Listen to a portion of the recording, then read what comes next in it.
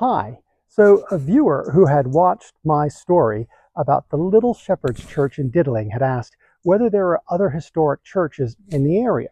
Well, of course, the answer is absolutely, tons of them. And each one has its own unique story, its own heritage. Just like this little church behind me. This is St. Paul's in the small village of Elsted, which, as you may know, is just a few miles from my house in South Harding.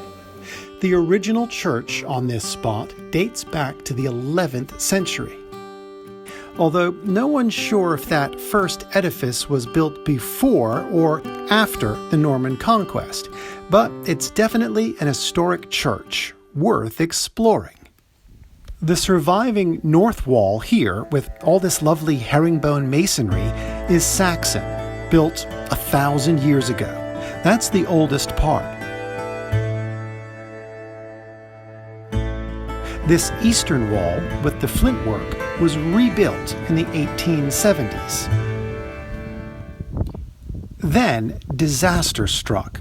A large tree toppled onto the church in the 1890s and left a sizable gash in the roof.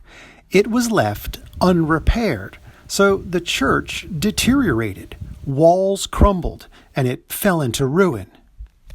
But in the early 1950s, funds were raised, a whopping £2,500, and the church was repaired and restored to its former glory.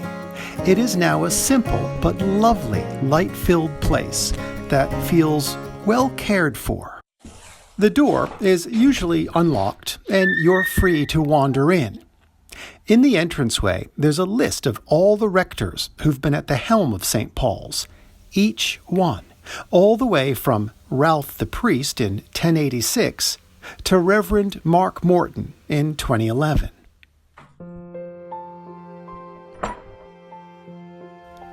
Inside, you can quickly see that it's a bright, welcoming space. It's quite small, but cozy.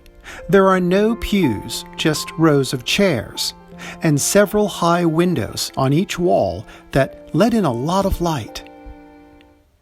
There has been a lot of restoration work and a lot of rebuilding that's gone on here at this church over the course of centuries. But it took a major reconstruction project about 60 years ago to finally see this church resurrected or reborn. The west end has an unusual hexagonal window up high, and also this little opening. Now covered with glass, this so-called leper's squint was at one time open, so that anyone outside, sick or otherwise, could see and hear what was going on inside.